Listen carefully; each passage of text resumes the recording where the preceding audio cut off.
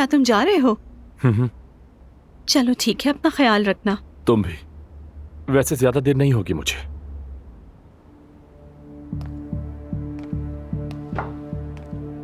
रोहन, मैंने जॉब छोड़ दी।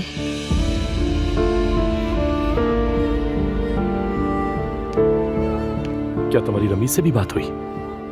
हाँ, हम इस बारे में बात ना करें तो अच्छा है। सब खत्म हो गया, अब मैं वहां नहीं जाऊंगी।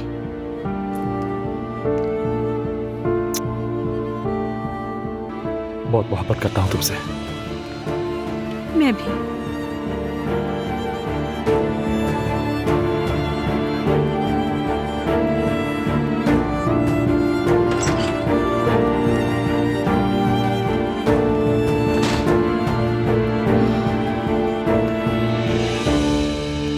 बेटा, हर चीज के आदाब होते हैं। वो वहाँ पर मेरी पोती के कमरे की पैमाइश कर रही थी। उस कमरे को ड्रेसिंग रूम में तब्दील करना चाहती है। कसम से मुझे तो समझ नहीं आ रहा। आपको गलत फहमी हुई होगी कोई, ऐसा मुमकिन नहीं है। हाँ, तो जाकर बात करो उससे। इस घर में कोई भी अपनी मर्जी नहीं चलाएगा। खास तौर पर बच्चों के कमरे को तो देखना भी मना है। शिकायतें हो रही थी मेरी। अस्तगफिरुल्लाह, जवेरिया के कमरे की बात कर रहे हैं। वैसे उरूज, ऐसा कुछ नहीं है। मैं तुम्हारी वार्डरोब की ख्वाहिश अच्छी तरह समझता हूँ, मगर मेरी बेटी के कमरे के बारे में भूल जाओ। लेकिन जवेरिया यहाँ पर नहीं है, तो मैंने सोचा मैं यूज कर लूँ कमरा। मैं बस ड्रेसिंग रूम और स्टडी रूम बनाना चाह रही थी। नियत बुरी नहीं थी मेरी अज़लान। हाँ हाँ, जानता हूँ कि तुम्हारी नीयत बुरी नहीं है, मगर जवेरिया चाहे यहाँ रहे या फिर ना रहे, उसका कमरा उसका ही रहेगा हमेशा। तुम कोई दूसरा कमरा देख लो। ठीक है अज़लान, जैसा तुम चाहो। जवेरिया का कमरा वैसे ही रहेगा। ठीक है, तो फिर हम ऊपर चलते हैं।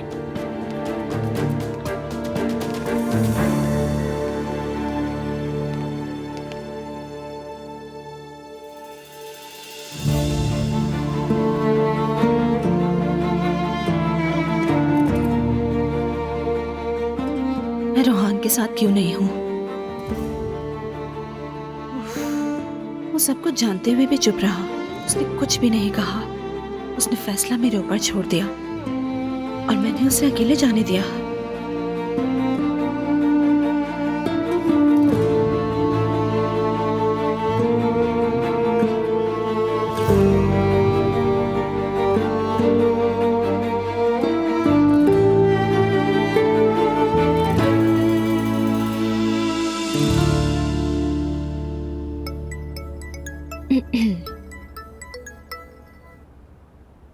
हेलो। मुझे अकेला छोड़ दिया? हंसो बिल्कुल नहीं, मैंने तुम्हारा काफी इंतजार किया, तुम पर यकीन किया मैंने। मुझे नायला ने ओवरडोज कर दिया था, बर्दाश्त नहीं कर सकती थी, और मैं चाहती थी कि आप भी समझे कि मुझ पर क्या गुजरती है। समझता हूँ, अच्छी तरह समझता हूँ, सब समझता हूँ। उसने इतनी बातें की कि आखिर में मुझे हिप्नोटाइज कर दिया, लेकिन है बहुत इंटरेस्टिंग। हाँ, वाकई बहुत। वो वाकई अच्छी औरत है, मुझे पसंद आई, इसलिए आपस में हमारी बन गई। अरे, सुनकर खुशी हुई कि आप दोनों की आपस में बन गई। अब आप दोनों मिलते रहे और मेरी तरफ से खुदा हाफिज। नहीं तो तुम्हारे बगैर नहीं हो सकता, तुम भी वहाँ होगी।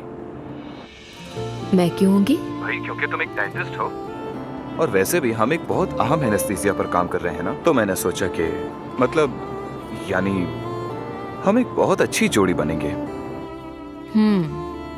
आपका मतलब है बिजनेस पार्टनर? कह सकते हैं। इसके अलावा तुम और नायला बहुत अच्छी दोस्त भी हो ना, दोनों बहुत करीब हो, जैसे नमक और खाली मिर्चें, समंदर और घास, गुलाब और कांटे। क्या कहती हो? तुम हंस रही हो, लेकिन ये सच है। मुझे तो ऐसा ही लगा।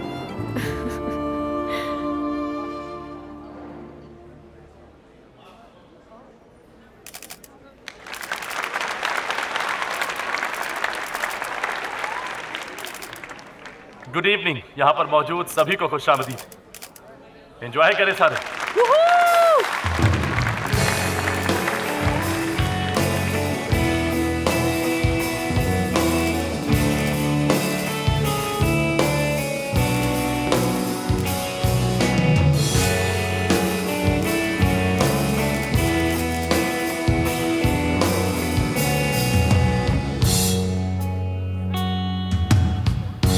Nasıl başlarsa öyle bitermiş aşklarda.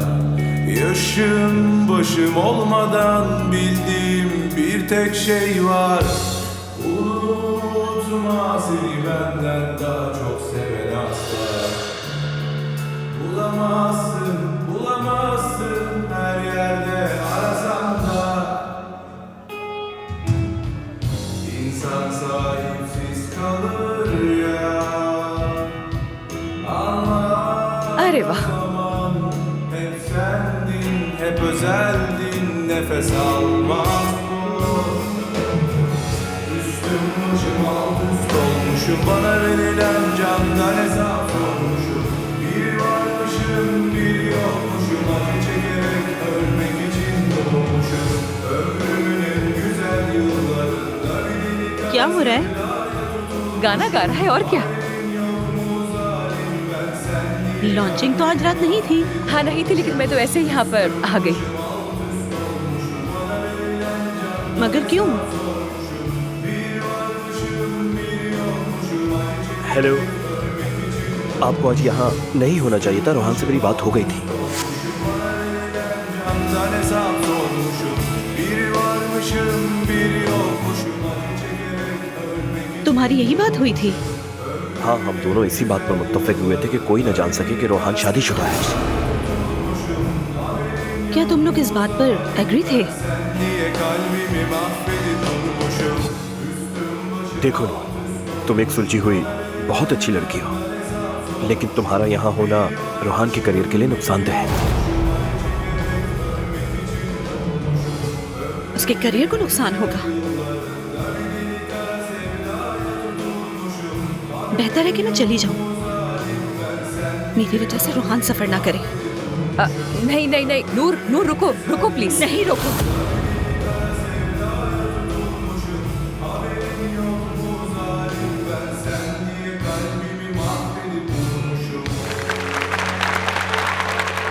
Thank you.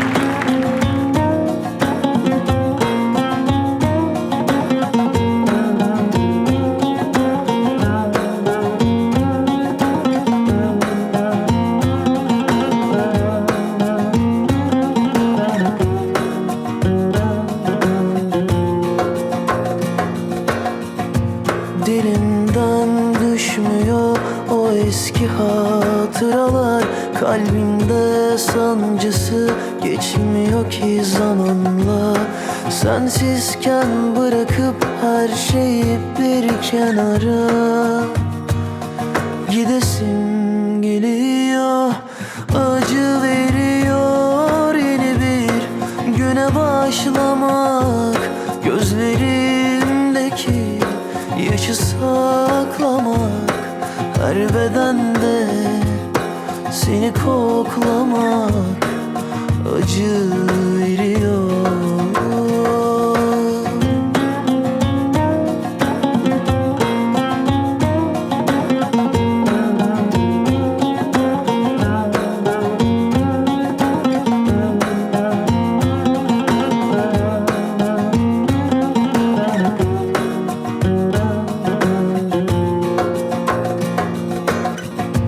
Dilimden düşmüyor o eski hatıralar.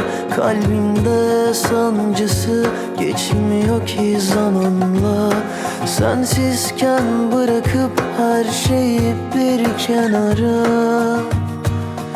gidesim geliyor. Acı veriyor yeni bir güne başlamak. Gözlerimdeki yaşı saklamak, her bedende seni koklamak acı veriyor.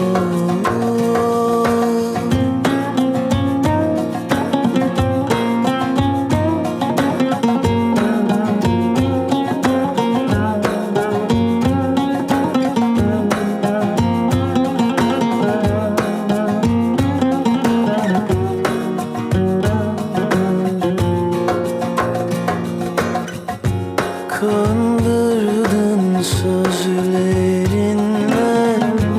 yalancı gözlerinle.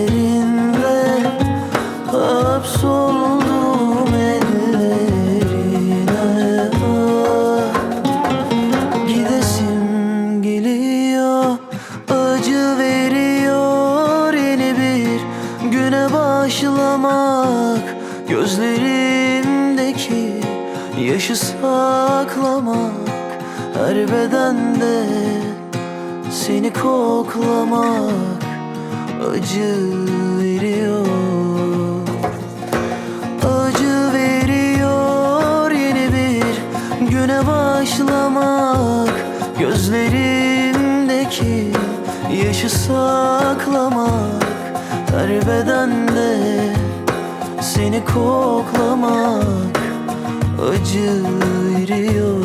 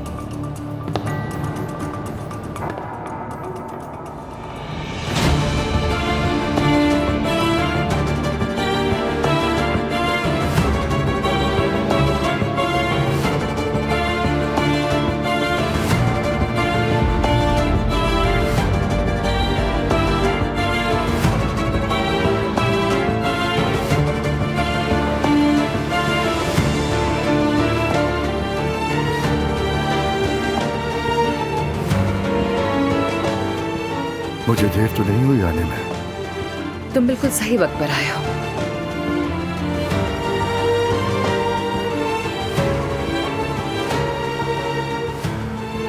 चलो आ जाओ, कुछ बनाया है तुम्हारे लिए।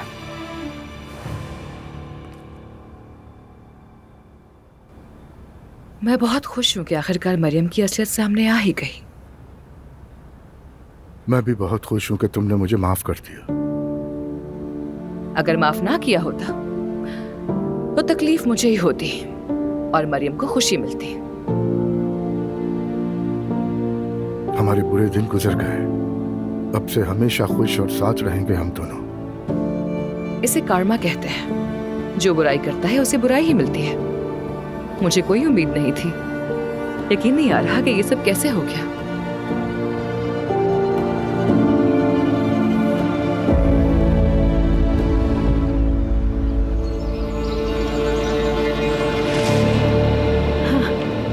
बेटा, क्या कहा है डॉक्टर ने? क्या हुआ है मेरे अब्दुल्ला को? हाँ, इससे बस छोटा सा दाना निकल आया है।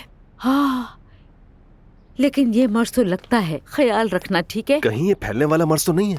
नहीं, फिक्र करने की कोई जरूरत नहीं है। जब तुम छोटे थे तुम्हें भी हुआ था, इलाज के बाद बिल्कुल ठीक हो गया था। लेकिन अम्मी, ये जल्द से जल्द ठीक तो हो जाएगा ना? इंशाल्लाह। मुस्तफा, डॉक्टर ने क्या कहा था भूल गए? ये बिल्कुल ठीक है, देखो डॉक्टर ने भी कहा था कि परेशान मत हो। मुझे नहीं पता, पहले से ही अरकान हुआ था, लेकिन कम से कम हमें मालूम था ये मर्ज कहाँ से आ गया। मुस्तफा, बच्चे तो उसी तरह बड़े होते हैं बेटा, फिक्र करने की जरूरत नहीं है। मैं नीचे जा रही हूँ खाना तैयार करने, तुम्हारे बाबा आते ही होंगे।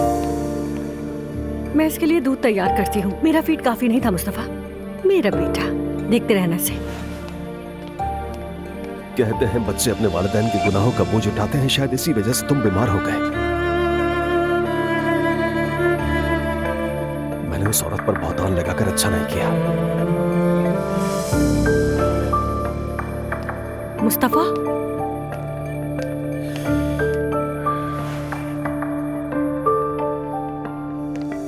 नायला, मेरा दिल बिल्कुल मुतमईन नहीं है। तुम ओवर रिएक्ट कर रहे हो। ये तो बस एक आम सा छोटा सा दाना है। नहीं नाला, असल में बात वो नहीं है। तो फिर क्या बात है? मैंने एक बड़ा गुनाह किया है, शायद इसलिए अब्दुल्ला के साथ ऐसा हो गया। कौन सा गुनाह किया तुमने? हमने एक हामिल औरत पर इल्जाम लगाया। क्या तुम्हें एहसास है इल्जाम लगाना कितना बड़ा गुनाह है? यार मुस्तफा, क्या हमने ये सब ऐसे ही किया? देखो बाबा घर वापस आ गए। अल्लाह के वास्ते इस बारे में सोचना छोड़ दो अब। मैं उसके बारे में सोचना छोड़ नहीं पा रहा। कौन जानता है आगे हमारे साथ क्या होगा नाला। अगर तुम ऐसा सोचते हो तो फिर इसका कफारा अदा करो। कफारा क्या है? कुछ ना कुछ तो होता है। गरीबों को खाना खिलाओ, हमेशा यही होता है। अगर तुम्हें मालूम नहीं तो फिर बातें क्यों कर रही हो तुम? मुस्तफा, मैंने हमेशा यही देखा है कि गरीबों को खाना खिलाया जाता है। अगर तुम रोजा नहीं रख सकते तो गरीबों को खाना खिलाओ। अगर तुमने कसम तोड़ी है तो गरीबों को खिलाओ। मरने वाले हो तो गुनाहों की माफी के लिए गरीबों को खिलाओ। हमेशा यही होता है। ये चीजें जिनकी तुम बात कर रही हो वो काम है जो हम खुद के लिए करते हैं। हमने किसी और पर बहतान लगाकर उसे नुकसान पहुंचाया है। तो क्या हुआ अगर हमने किसी बेहया शख्स के साथ गलत किया? वो बेहया है या नहीं फर्क नहीं पड़ता, वो खुदा की बंदी है। देखो, तुमने अपने माँ बाप के लिए ये सब किया है, ऐसे ही सोचो। और अब इस बात को यहीं खत्म कर दो, ठीक है?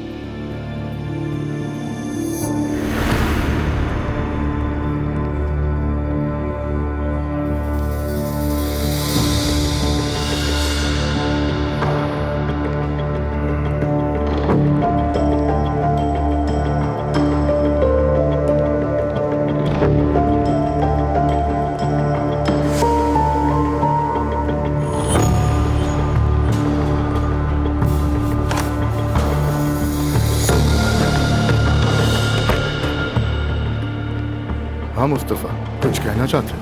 वो बाबा, मैं कहने वाला था कि क्या कहना चाहते हो? हाँ, मैं कहने वाला बाबा कि आप जुमे की नमाज पढ़ने जाएंगे? हाँ मैं जा रहा हूँ, तुम चल रहे हो? वो मैं यही कहने वाला था कि मैं भी साथ चलूंगा।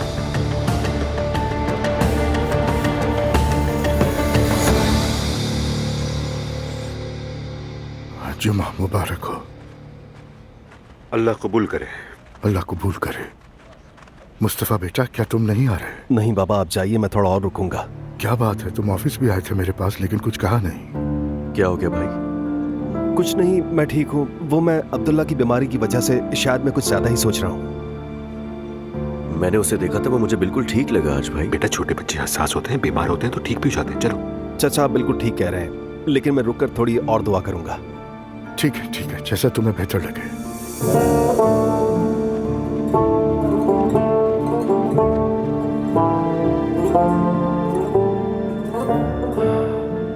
मेरे खुदा, मुझे माफ कर दे।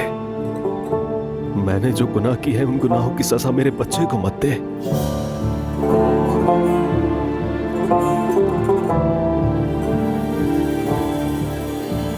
क्या हुआ बेटा, कोई मसला है क्या? नहीं, कुछ नहीं। लेकिन तुम्हारा चेहरा कुछ और कह रहा है। मैं आपकी बात समझा नहीं। क्या तुमने यावुस सुल्तान सलीम और उनकी कनीज की कहानी सुनी है? नहीं हजरत, मैंने नहीं सुनी। यावुस सुल्तान सलीम के सामने आकर जो कनीज खुशी से मर गई थी, उसकी कब्र के तख्ते पर एक बात लिखी है, जिसके साथ कोई मसला हो वो क्या कहे, उसे कोई खौफ हो तो क्या कहे, वो कभी खौफजदा ना हो और अपनी बात कह दे। तो कहो बेटा। आपने बहुत ही अच्छी बात कही हजरत। वो मेरे वालिद ने मेरी अम्मी को एक औरत की वजह से छोड़ दिया। खुदा मुझे माफ कर दे। मैंने उस औरत पर बहतान लगाया, उस काम का इल्जाम लगाया जो उसने किया ही नहीं। लेकिन हजरत, मैंने ये सब कुछ अपनी अम्मी के लिए किया है। बहुत थक गई थी वो, बहुत दुखी थी और वो औरत उन्हें छोड़ती ही नहीं थी। मैंने ये सब कुछ अपनी माँ की मोहब्बत की वजह से किया, मगर मेरा ज़मीर मुतमईन नहीं। देखो बेटा, तुमने ये सब कुछ अपनी अम्मी के लिए किया, लेकिन याद रखो बहतान लगाना बहुत बड़ा गुनाह है। इतना बड़ा गुनाह कि हमारा खुदा भी चाहता है कि उस शख्स से माफी मांगो जिस पर तुमने बहतान लगाया है। तो अब आप ही मुझे इस मसले का कोई हल बताइए। क्या मैं उससे जाकर माफी मांग लूं? आखिरत में अल्लाह ताला उस शख्स के गुनाह भी उसे दे देगा जिसने बहतान लगाया है, और इस गुनाह की बहुत सख्त सजा है। अल्लाह सबको बचाए इस गुनाह से। या अल्लाह रहम फरमा, बहुत बड़ी गलती हो गई मुझसे। मुस्तफा, क्या हुआ बेटा? तुमने मुझे इतनी जल्दी में क्यों बुलाया है? यहाँ पर बैठ जाए। अम्मी, मुझे आपसे एक जरूरी बात करनी है। बताओ क्या बात है? अम्मी, असल में बात यह है कि